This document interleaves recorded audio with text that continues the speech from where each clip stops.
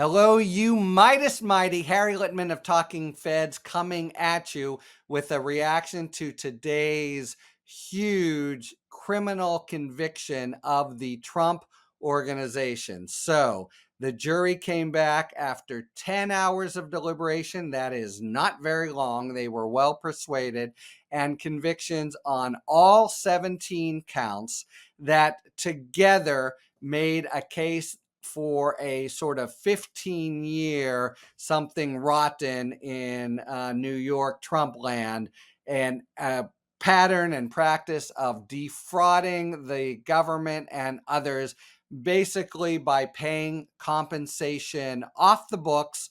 So to people like Alan Weisselberg, who got a Mercedes, as did many of them, and who got his grandchildren's private tuition paid. They could have just done this as compensation. Instead, this was almost a kind of chiseling that to me bespeaks of probably much grander fraud out there. But for Weisselberg, they really had him dead to rights, and he testified as he had to. So we had a very strong case.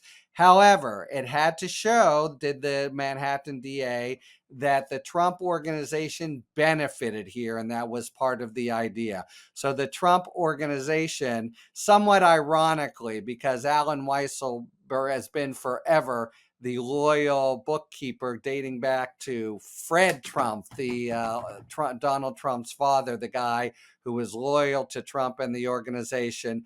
Nevertheless, they painted him in trial as the criminal mastermind doing all these things under Trump's nose without Trump's knowing it. That actually, even though Trump wasn't on trial, came up in the trial in a way that has real portents for what happens next. Because the government had occasion to say that Trump knew, the defense had occasion to say, to try to argue that Trump himself didn't.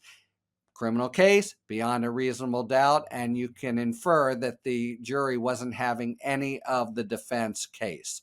So criminal cases against organizations don't happen all that much, but when they do, the implications for the organization are large, and not just the actual sentence. In fact, not principally the actual sentence, which here should be under a couple $1,000,000. You can't, of course, put a corporation in jail, but the collateral consequences are rather huge, I would say. First, of course, it's just a body blow at least against the Trump organization, and that's the organization that since before 2015, really, for his whole career, has been Donald Trump's kind of alter ego and the thing he's most concerned with, branding, and the notion that he has this golden corporate identity, being the Trump organization. Forget about that now, and it now is a felon and a fraudster to boot.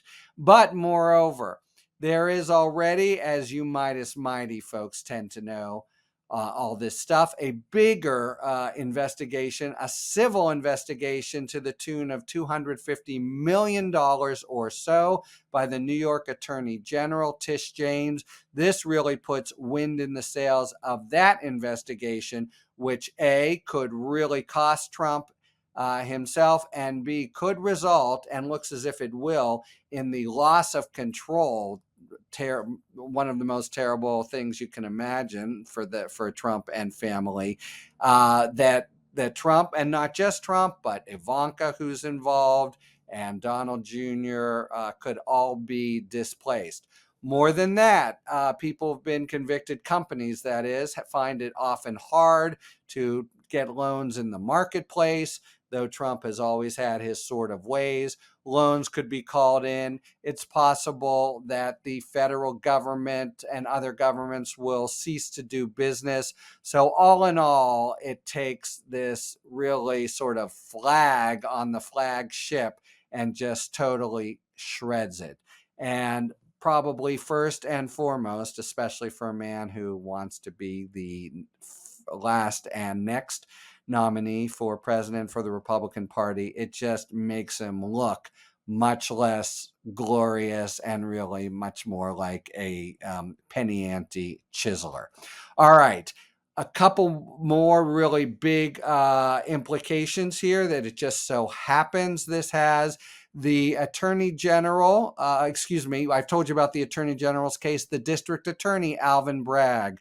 You may remember he was on the precipice of a criminal case against Trump for the Stormy Daniels hijinks, where the accusations were they did the same thing, hanky-panky with taxes in order to both mask the transaction and save a few bucks. So Michael Cohen took it as compensation.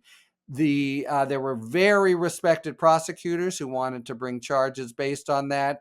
Cyrus Vance, Bragg's predecessor, was ready to roll on them, and then Bragg came in and pulled the brakes. We're not sure why, but for whatever reason, he has reignited that investigation, brought in new firepower, the former number 3 guy from DOJ.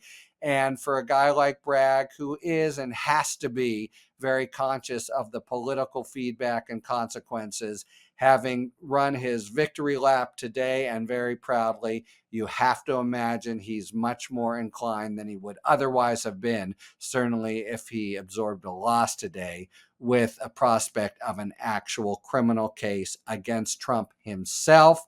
That he can't do tomorrow. He will need to convene a special grand jury because regular grand juries in New York only go 4 weeks.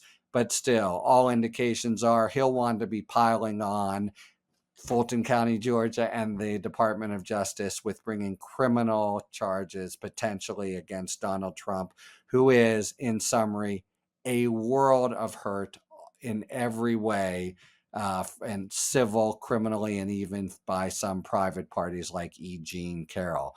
All right, that's the state of play after just one more day, December 6th, and who knows what tomorrow, a day that will live in infamy, might bring for Donald Trump. But if it's big, I'll be here to give you my reaction, you Midas Mighty. You can find Talking Feds now on our own YouTube channel, Talking Feds YouTube. But love coming back here to this large and receptive and sophisticated audience. Look forward to being here soon. But until then, talk to you later. At MeidasTouch, we are unapologetically pro-democracy, and we demand justice and accountability.